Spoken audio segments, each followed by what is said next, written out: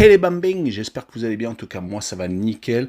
On se retrouve aujourd'hui pour une nouvelle vidéo, mais c'est sur l'Europa League cette fois-ci, la première journée qui va se passer le 8 septembre. En tout cas, 10 matchs analysés ensemble dans cette vidéo. Toutes les autres rencontres seront analysées sur mon site VIP. N'hésitez pas à venir, bien entendu, nous rejoindre. En tout cas, les 10 matchs sont Zurich contre Arsenal, le PSV Eindhoven contre Bodo Glimt, Ludogorets contre l'AS Roma, Fenerbahçe contre le Dynamo de Kiev, l'Union Berlin contre l'Union Saint-Gilloise, Manchester United contre la Real Sociedad, la Lazio de Rome contre le Feyenoord Rotterdam, l'AEK Larnaca contre Rennes, Nantes contre l'Olympiakos et enfin l'Étoile Rouge de Belgrade contre Monaco. Comme je vous l'ai dit, n'hésitez pas à nous rejoindre sur notre site VIP, également sur les réseaux sociaux Twitter, Instagram et Telegram et code safe, code fun tous les jours.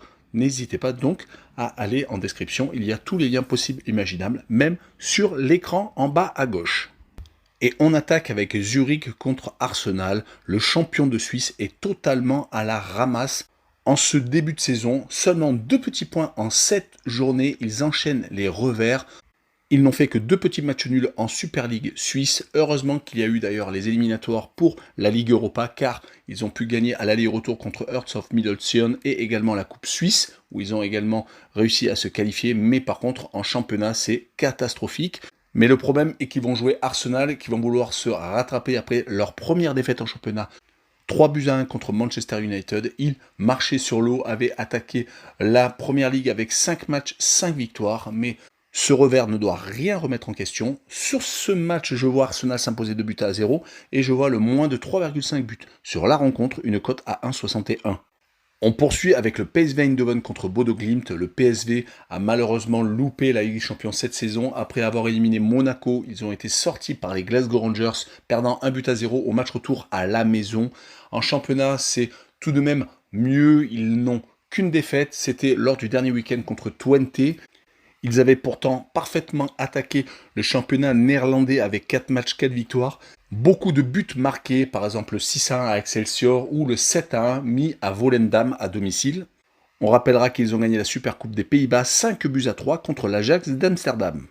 Leur adversaire est Bodo Glimt, qui a été un peu la sensation de la saison dernière en Ligue Europa Conférence, qui avait failli éliminer l'AS Roma, même s'ils ont craqué lors de la manche retour en quart de finale, prenant 4-1, mais ils avaient en phase de poule mis 6-1 au même club romain.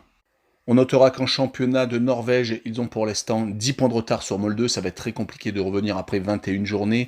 Ils sont un petit peu moins bien ces derniers temps avec une grosse défaite le week-end dernier contre Molde, justement 4-1 à domicile. Et quand on regarde leurs 5 derniers matchs, toutes compétitions confondues, c'est 2 victoires, 1 match nul et 2 défaites. Donc sur cette rencontre, je les vois perdre 2-1 au PSV Eindhoven et je vois le plus de 2,5 buts sur le match avec une cote à 1,45. Et on enchaîne avec Ludogorets contre l'AS Roma. Ludogorets est second de son championnat de Bulgarie avec 2 matchs en retard. Ils devraient théoriquement prendre la tête si ils sont sérieux et continuent sur la même lancée qu'actuellement. Sur les 5 derniers matchs, toutes compétitions confondues, c'est assez intéressant. 3 victoires et 2 matchs nuls. Ils ont réussi à passer le dernier tour des qualifications pour accéder à la phase de groupe de la Ligue Europa en battant Zalgiris et faisant 3 buts partout lors du match retour. Mais ils vont rencontrer l'AS Roma, le récent vainqueur de la Ligue Europa Conférence, qui est pas trop mal parti en championnat, qui vient malheureusement de s'incliner lors de la dernière rencontre à l'Udinese 4-0. Il restait sur 4 matchs sans défaite, 3 victoires et 1 match nul. Le match nul avait été obtenu à la Juventus de Turin, donc c'était un très bon résultat tout de même.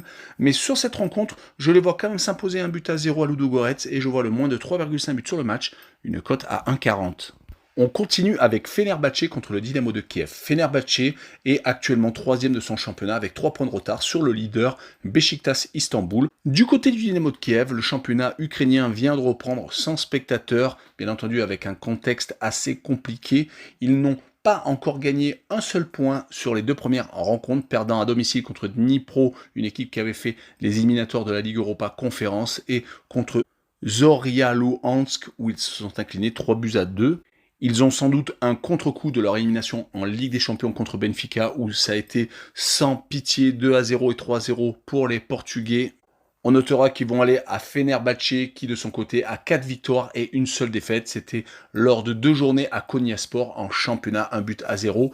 Donc sur cette rencontre, je vois Fenerbahçe s'imposer 2-1 et je vois les deux équipes marquées avec une cote à 1,76. Et on poursuit avec l'Union Berlin contre l'Union Saint-Gilloise. L'Union Berlin vient d'accrocher le Bayern de Munich, 1-0, donc c'est une vraiment grosse performance. Ça va peut-être leur donner des ailes, car ces derniers temps, ils n'ont pas encore perdu. Ils sont avec 11 points sur 5 rencontres disputées en Bundesliga. Ils occupent une 4e place très intéressante. Ils ont par contre enchaîné les matchs nuls, 3 sur les 5 dernières rencontres, toutes compétitions confondues, faisant pour l'instant sur les 4 dernières réceptions 2 victoires et donc 2 partages de points. Ils vont recevoir l'Union Saint-Gilloise qui est passée très proche après une remontée en première division belge du titre, mais malheureusement le club de Bruges a été titré finalement. En tout cas, sur les 5 dernières rencontres, toutes compétitions confondues, avec bien entendu les éliminatoires de la Ligue des Champions où ils ont été sortis par les Glasgow Rangers, ils sont sur 3 victoires et 2 défaites. Les 2 défaites donc ont été chez le club écossais et à Antwerp qui est actuellement en train de se balader en tête du championnat belge. Sur cette rencontre, je vois l'Union Berlin gagner 2-1 et je vois le plus de 0,5 buts pour les Belges avec une cote à 1,55. Et on enchaîne avec Manchester United contre la Real Sociedad, un bel affrontement à venir avec les Anglais qui sont sur 4 victoires consécutives en championnat. Ils se sont totalement redressés après une entame totalement loupée. On se rappelle des 2 revers à la maison et surtout le 4-0 enchaîné à Brentford. Tout était donc à refaire, surtout avec un Ronaldo qui était remplaçant, qui est toujours d'ailleurs un joker de luxe, mais les 4 victoires consécutives contre Liverpool surtout, Southampton, Leicester et Arsenal, le leader, ont vraiment relancé la machine. Ils sont actuellement 5e, donc avec 3 points de retard sur le leader. Pour l'équipe espagnole, c'est plutôt moyen, 9e actuellement au classement, 7 points en 4 rencontres disputées. Quand on regarde les 5 derniers matchs, toutes compétitions confondues, seulement 2 victoires et à chaque fois en déplacement à Cadix et à Elche, des équipes de bas de tableau. Et par contre, 2 revers à Bilbao lors du dernier match amical et contre le FC Barcelone, 4-1 à la maison. Par contre, ils se sont rattrapés en accrochant le point du match nul contre l'Atlético de Madrid. Ils ont tout de même eu un gros calendrier à la maison. Sur cette rencontre, je les vois accrocher Manchester United qui va peut-être un peu décompresser après cette superbe série en championnat et peut-être faire tourner. Je vois donc le 1-0 et je vois les 2 équipes marquées avec une cote à 1,79. La rencontre suivante est la Lazio de Rome contre le Feyenoord de Rotterdam. Les Laziales viennent de s'incliner à domicile contre Naples 2-1, un peu logiquement, tant les Napolitains ont dominé la rencontre. Sur les dernières rencontres, on peut remarquer la superbe victoire contre l'Inter de Milan 3-1 à domicile. En championnat, ils sont actuellement en milieu de tableau avec 8 points sur les 5 premières rencontres disputées sur les 5 derniers matchs. Si on fait un bilan, c'est 2 victoires toutes à domicile, 2 matchs nuls tous à l'extérieur et donc une défaite contre Naples. Côté néerlandais, le Feyenoord est second du championnat à 2 points derrière l'Ajax. Ils se sont imposés lors des 3 derniers déplacements, que ce soit au Vitesse Arnhem, à Valvik et à Go Ahead Eagles. Par contre, à domicile, c'est une victoire contre Emmen et un match nul contre Heerenveen. Donc, c'est les seules pertes de points. Lors de la saison dernière, ils avaient réussi à aller en finale de la Ligue Europa Conférence, s'inclinant contre l'AS Roma.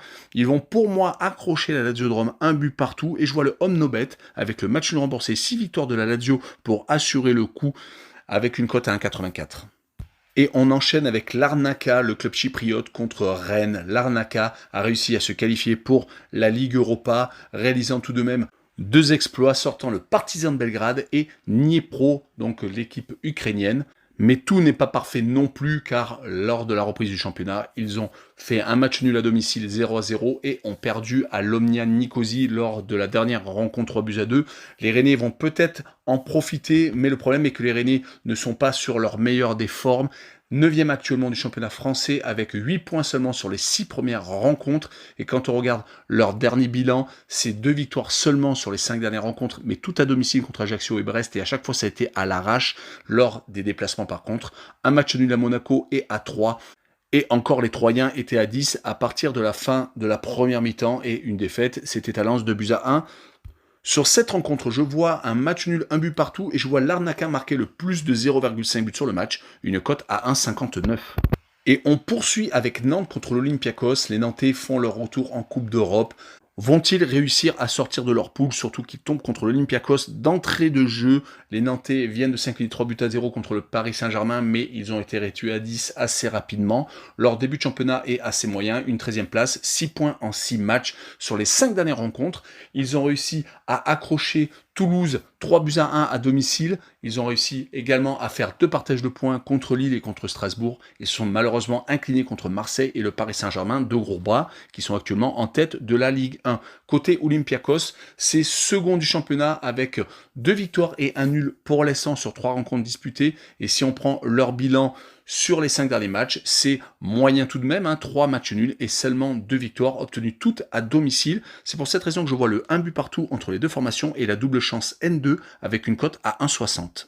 Et on finira avec l'Étoile Rouge de Belgrade contre Monaco. L'Étoile Rouge est quasiment en tête de son championnat avec 2 matchs en retard sur Pazar et seulement un petit point juste derrière. Sur les 5 derniers matchs, par contre, l'Étoile Rouge n'a gagné qu'une seule fois à domicile et a fait quand même 3 matchs nuls et a perdu lors du barrage aller contre le Maccabi Haïfa, se faisant d'ailleurs sortir de la Ligue des Champions par le club israélien. Côté Monaco, c'est aussi très compliqué. Ils viennent certes de s'imposer à Nice lors du derby azuréen 1-0, mais quand on voit leurs 2 grosses défaites à domicile contre Lens et contre Troyes et les 2 seuls petits partages de points contre Rennes, mais contre le Paris Saint-Germain, ce qui est vraiment très compliqué à comprendre du côté monégasque, capable d'accrocher des très grosses équipes et de perdre contre des équipes de bas de tableau. Mais sur cette rencontre, je les vois s'imposer 2-1 à l'Étoile Rouge de Belgrade et je vois le draw no bet avec le pari remboursé, c'est match nul, une cote à 1,53.